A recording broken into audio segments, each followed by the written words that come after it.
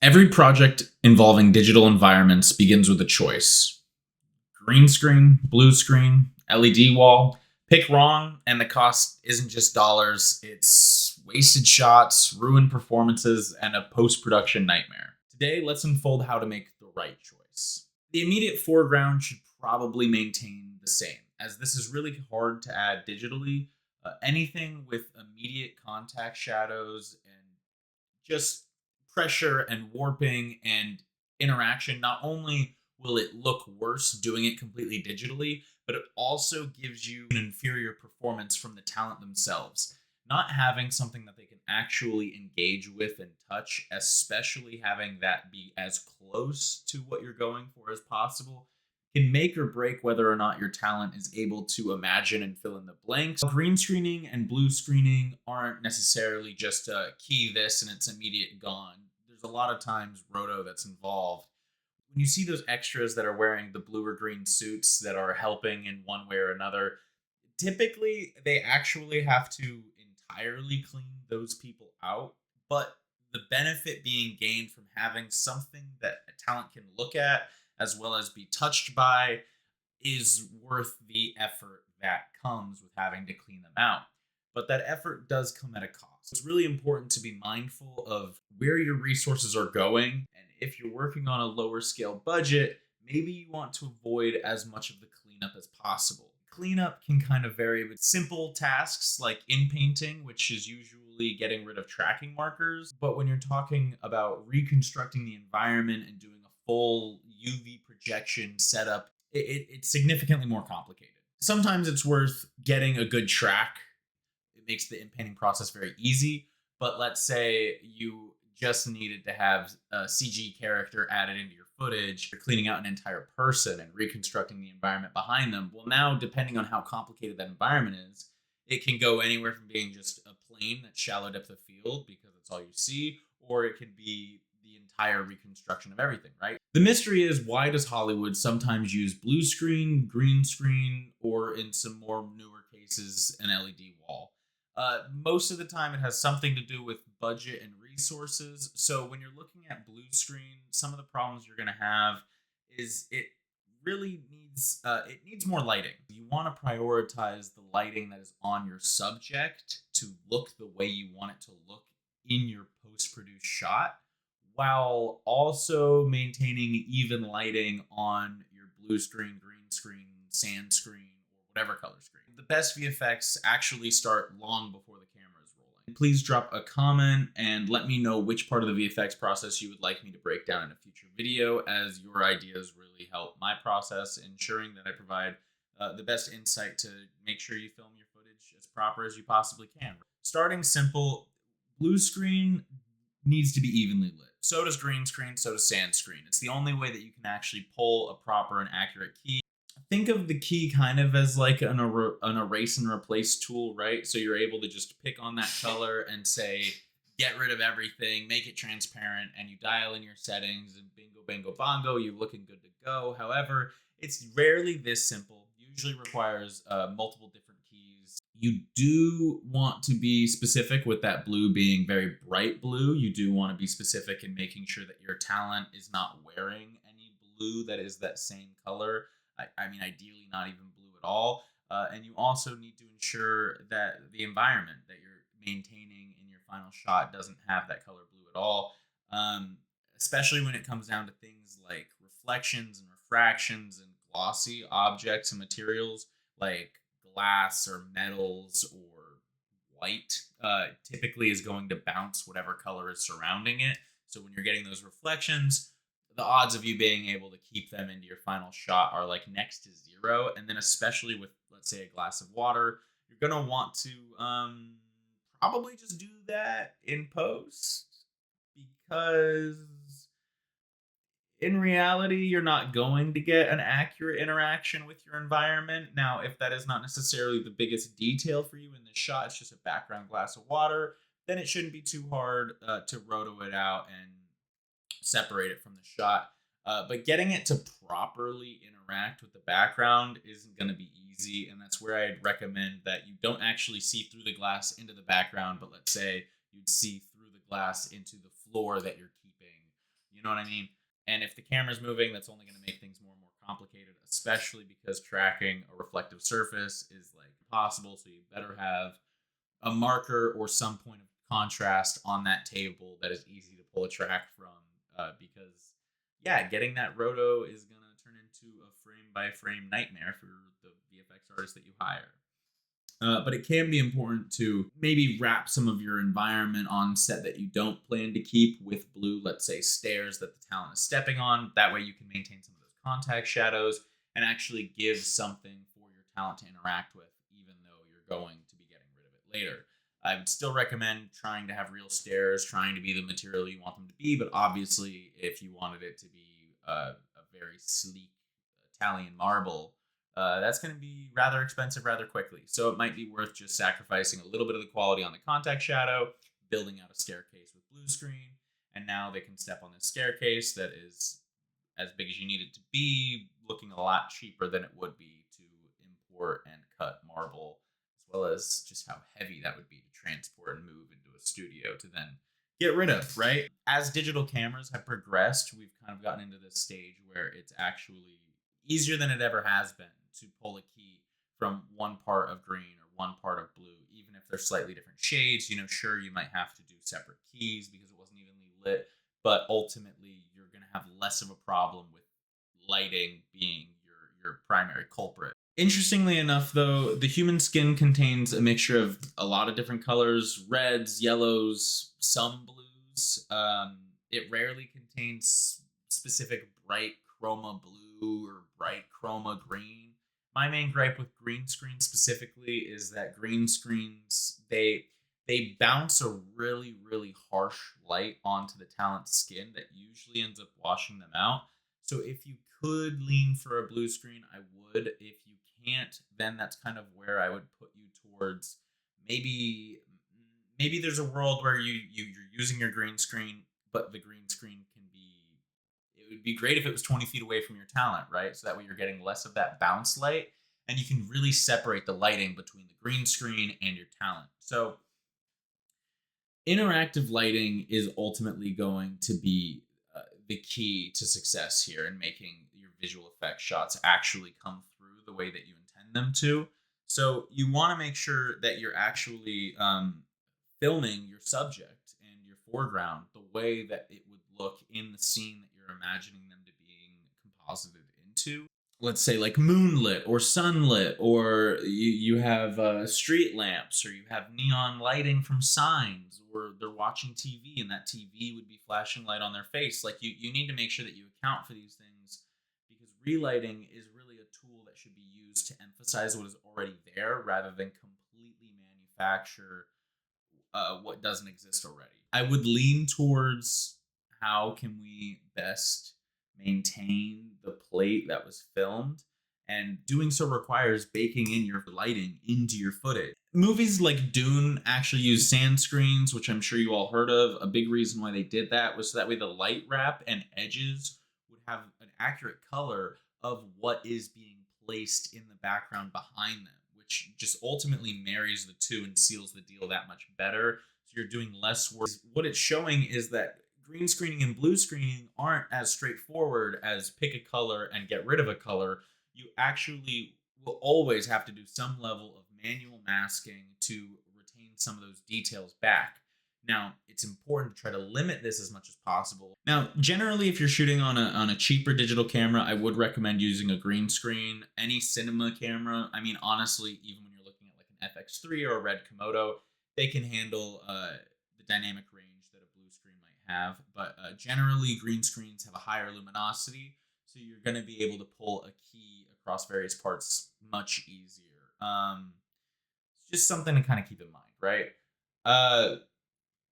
The thing is, though, with the green screen, while it may have a higher luminosity, you are going to introduce like a glow around the face of your subject, which starts to make your subject almost look radioactive and like they're the Hulk.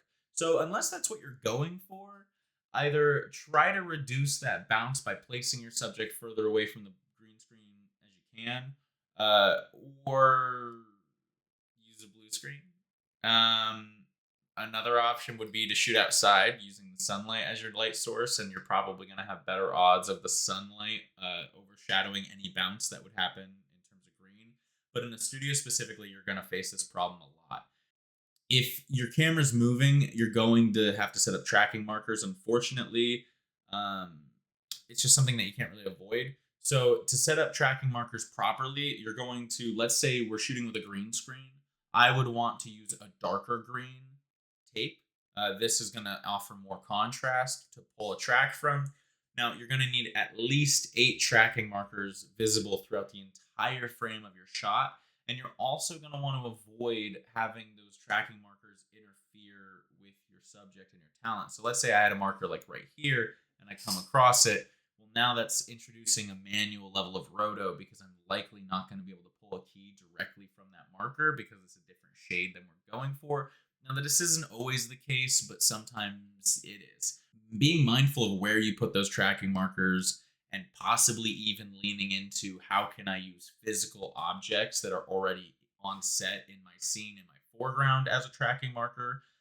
Typically, a good tracking marker is going to be something that's like a flat surface offering points of contrast. So think kind of like how this has X's. It works pretty well. You don't really want something that's see-through. If I were to try to track right here, it would get very confused between what was the background and what was the foreground. But if this was flat and now it's my hand, I can pretty easily put a tracking marker right on top of my hand there. Sometimes it pays to keep the camera on sticks and to do a good bit of the movement in post CG as you can. But the golden rule of your green screen is ultimately going to be even, right?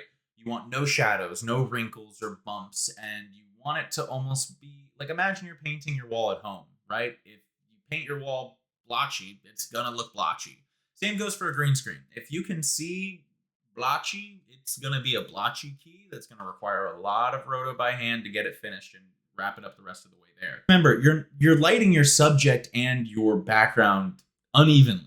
You want your subject to look as cinematic as possible and be as close to that final look as possible.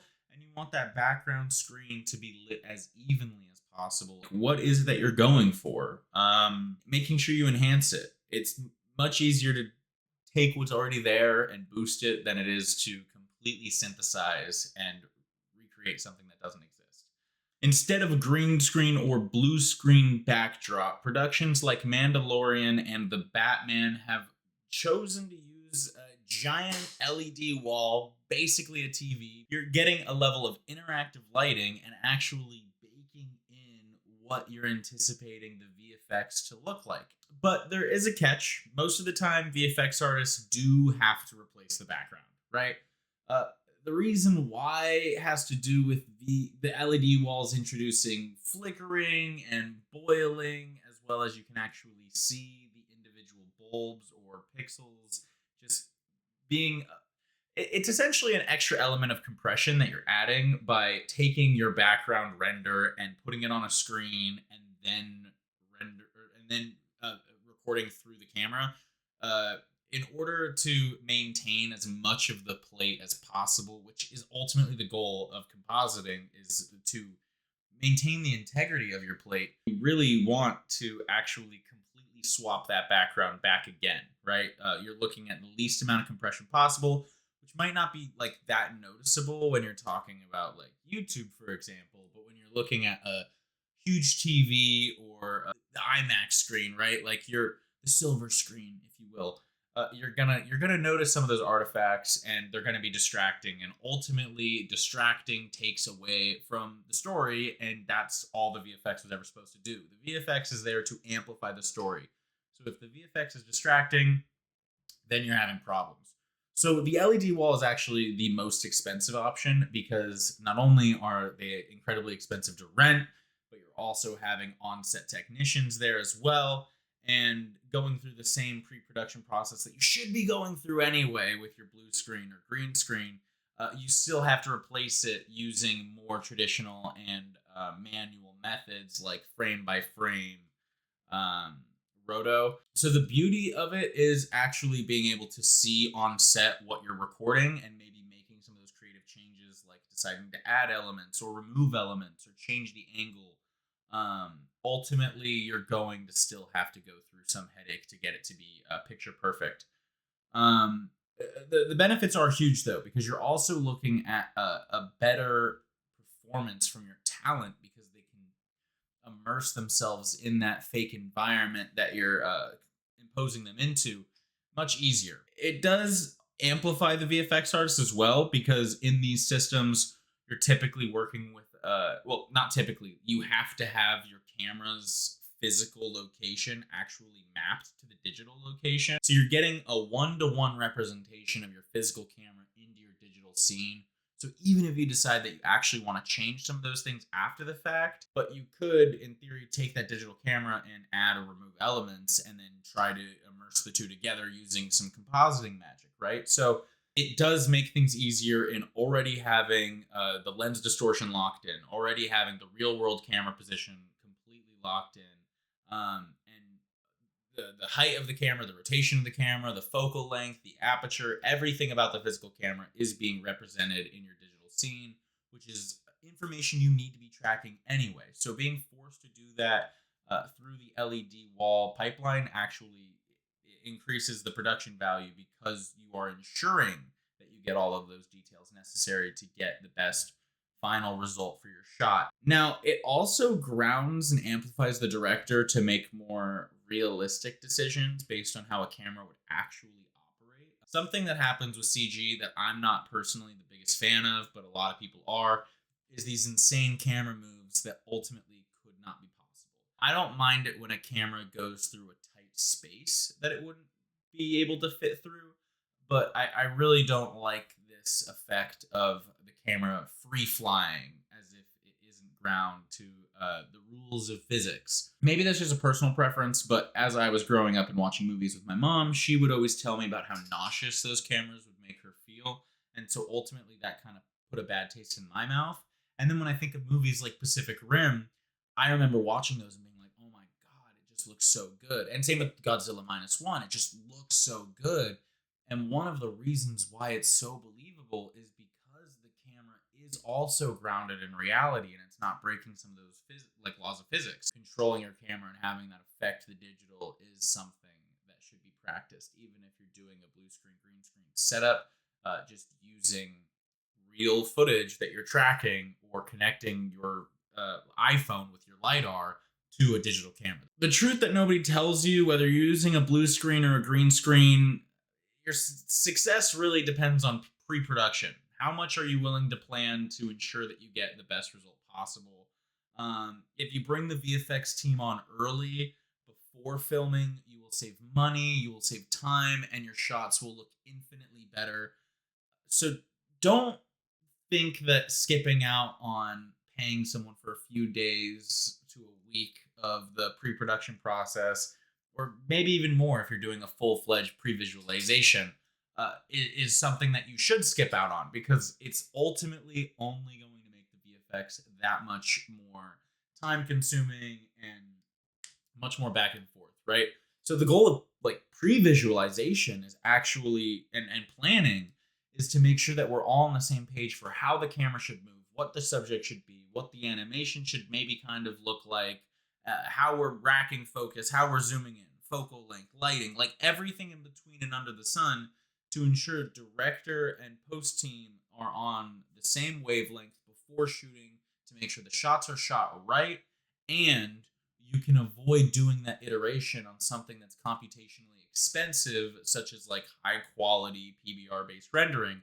And if you're working with a quality team, they're going to still render out in 720p, or they're going to render out with super low quality textures, or they're going to lower the samples or maybe do some denoising to make sure that that iteration process can keep going fluidly before ultimately they finish with their final render. You're maximizing your ability to get there faster by doing that pre-visualization, by doing that pre-production with the post team, making sure you get all of the necessary data because you have someone that is on set acting as a data wrangler and a VFX soup and maybe even someone there as a lead to or the producer perhaps. So ideally you want three. You want the VFX soup, the VFX producer, and a data wrangler, so that way they can each focus on their respective tasks. Bringing on the VFX team early, it matters because the difference between good VFX and bad VFX is within the details, and great VFX start with a story.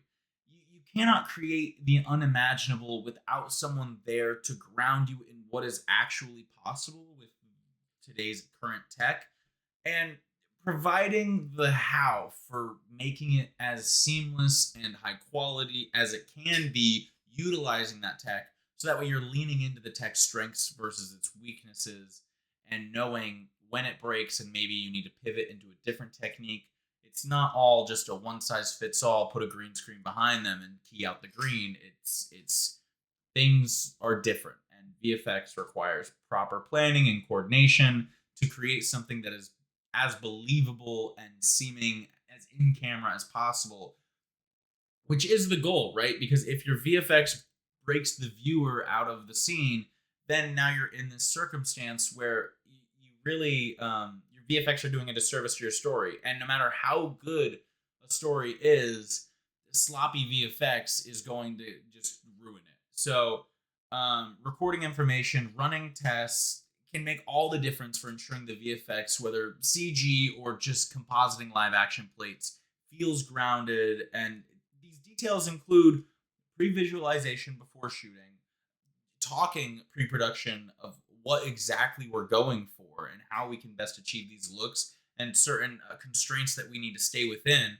getting LiDAR scans, real-world camera position, interactive on-set lighting, synced with the digital landscape, lens type, whether that be anamorphic or spherical, or are we talking vintage or new age and more sharp, aperture, focal length, HDRIs for a base for lighting, as well as on-set photography to show exactly what the lighting setups were looking like as well, lens grids, lens tests, and these tests should include stress testing of the depth of field and the flaring, as well as chromatic aberration, and color charts. First and foremost, like having a color chart to be able to neutralize your grade is super important.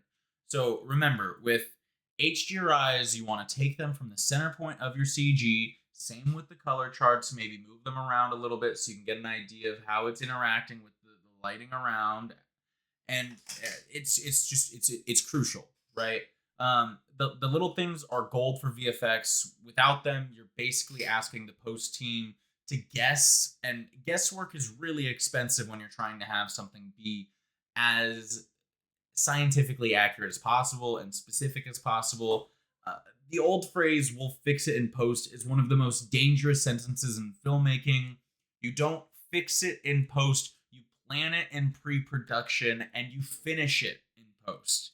So now you know blue versus green. It isn't just about the color of the wall, it's about spill, lighting, costumes, reflections, hair, and most importantly, planning ahead and making sure you get all of the details necessary to ensure a seamless pre to production to post production pipeline as possible. And remember, just because you shot on green screen does not mean roto isn't involved at every step of the process. It is going to be very manual, very intensive, and inclusive.